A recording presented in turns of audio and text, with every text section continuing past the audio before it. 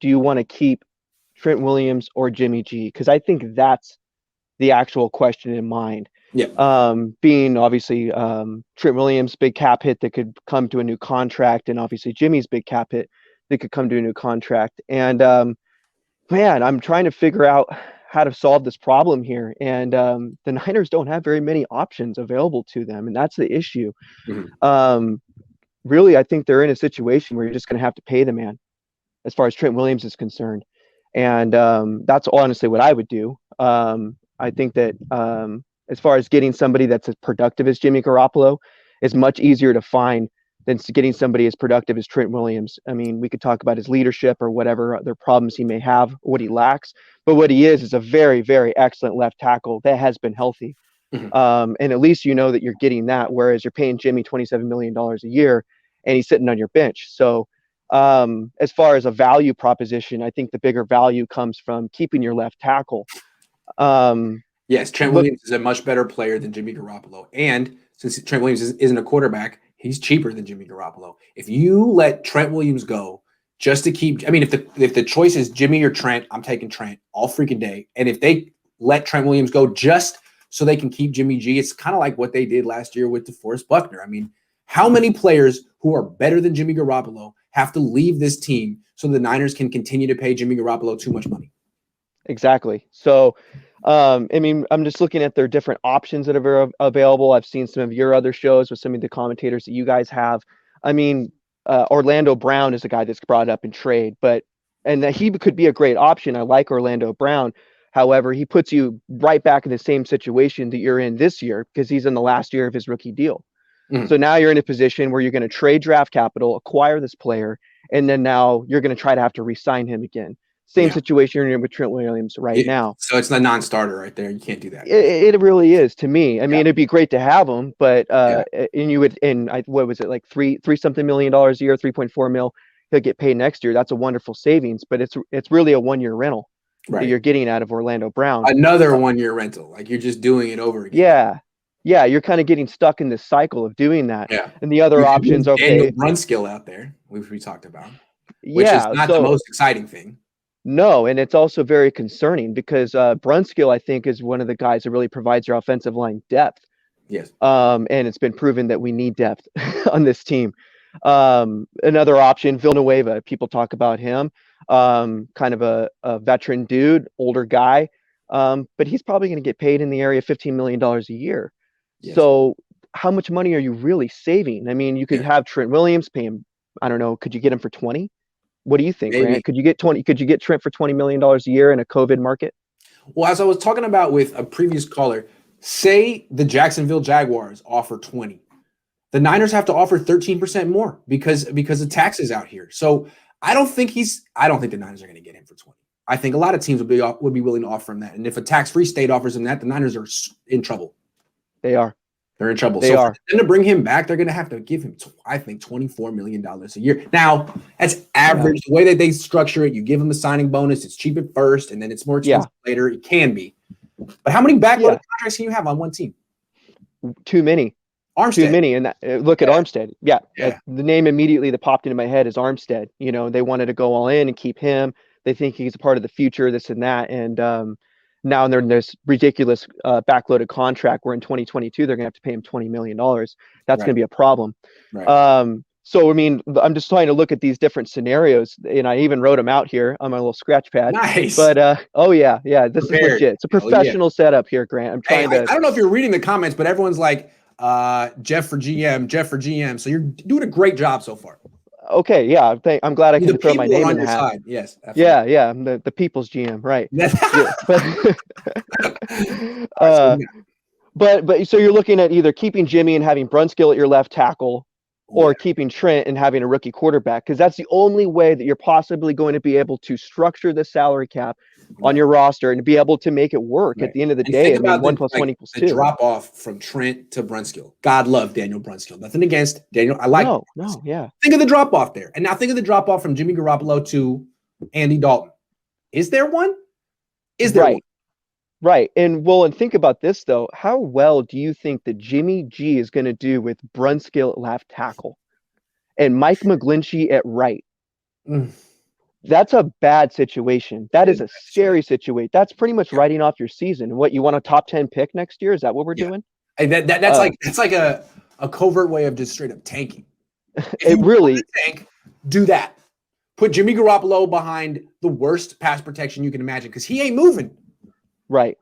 Right. And speaking of GMs, I mean, I'm looking at all these problems because, I mean, we're just talking about Jimmy G and left tackle. Yeah.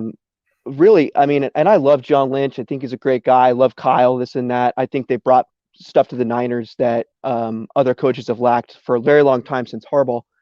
But I mean, really, let's just call it what it is. This is a byproduct of very irresponsible drafting. The fact that you didn't take a corner last year is insane. And it's a huge hole on your team. Yeah, with everyone scheduled to be a free agent, and you were like, you know what, we just can't do it. Right. And now you got, free agents going out the door. And obviously, who could have predicted the whole COVID cap thing?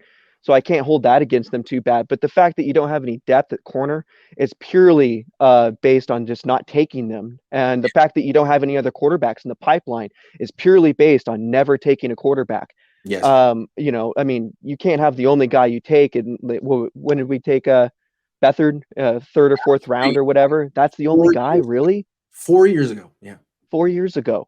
Yeah. It was the last time that you were confident enough to take a shot on a quarterback. That's right. So that's kind of the bigger issue. And I hope that it's something that they can kind of have a self-realization about as far as the types of positions you need to draft every year. Yes. As far as getting corners in the building, because that's a high premium position, getting offensive line talent in the building every year. That's a premium position with a lot of turnover. If they lose Trent Williams to keep Jimmy Garoppolo, that's going to be scandalous. They may not realize it, but Niner fans are going to be pissed. They're going to know. They're going to say, hey, we just couldn't afford Trent Williams. Yeah, because of Jimmy. They're going to understand. Right. And and the other problem is that they're having here is that, there's maybe originally a thought that, we could keep both of them, but you're not. But unfortunately, D Ford's going to be on your team next year. He ain't playing, but he's on your team.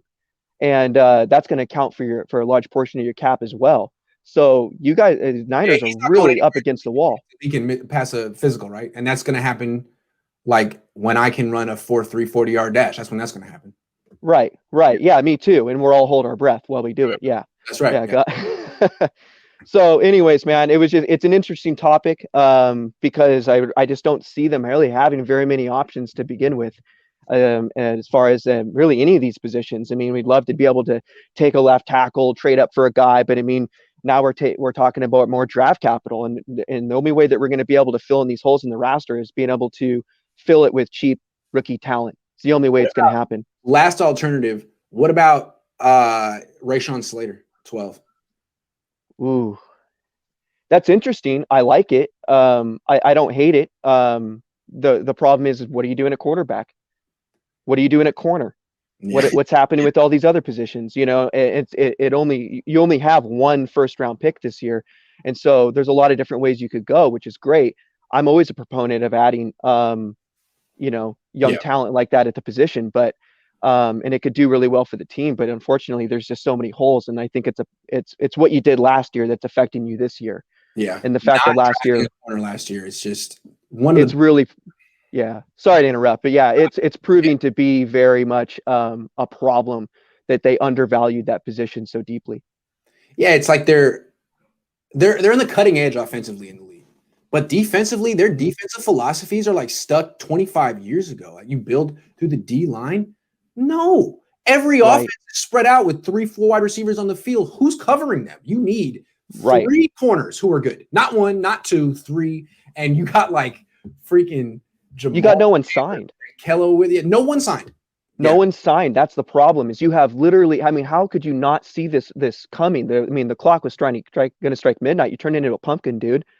And someone asked John Lynch. It was Cam Inman asked him in like the post draft thing, like you drafted no corners. You have no corners signed next year. What's the plan there? And John was like, "Oh, we have a plan. Don't worry. I understand. We got a plan." Which is what? We're waiting. I mean,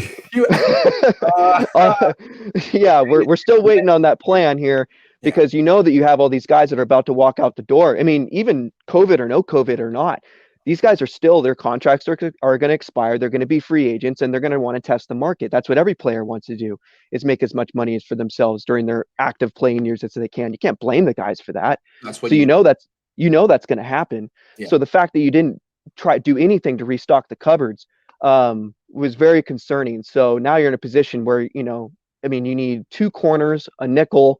You need at least minimum 2 positions on the offensive line. I'd say center and right guard at a minimum. And plus now we got the left tackle because we weren't able to keep Trent. Right. And there's a good chance we lose him. Quarterback, they need that because they have 4 years and the starter gets hurt every 3 weeks. I don't know much about football, but I heard the quarterback touches the ball a lot. I don't know. Yeah. I'm not a doctor. Now it's becoming slowly a quarterback-driven game. Slowly. Yeah. So it really puts them in a situation where they're going to have to take a chance and unfortunately, I think that they're in a position where they're going to have to take a guy at 12 at quarterback. That's really what I'm thinking. And then it's not my favorite. I personally don't like that. I don't see anybody value really at that position. I talked to you last time about Mac Jones, this and that, because I think it's an interesting thing to talk about, but it might just be the situation that they're going to be in, unfortunately, where if you want to keep Trent and you want to re-sign Jason Verrett and you want to keep bringing back Cohn Williams, you want to bring all these guys back, you're going to have to find a way to make the money work one way or another. And it's going to be getting a guy in a cheap rookie deal. And I know that taking him at 12 is just beyond rich. I don't think he's a first-round pick, honestly. I think I've kind of put him with Kyle Trask in the second round. Agreed. But the fact is, you got a lot of teams. You got the Patriots. You got Washington. They're all looking for a quarterback as well. All these teams need a guy who can play. And waiting on this guy in the second round, you're probably going to miss him.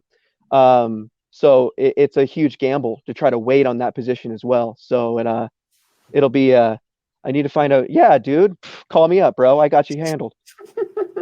It's on point. Don't worry about it. Oh, man. Just a pounded gel. For call of the day so far. You're just killing it, man. Hey, man, I try, man. I wait till you guys are going a little bit. I write down some notes, and I try to come in swinging, bro. Oh, you did not come in with a bunt. This was knocked out of the park, man. I appreciate it. Hey, man, I appreciate you, dude. Thanks for taking me.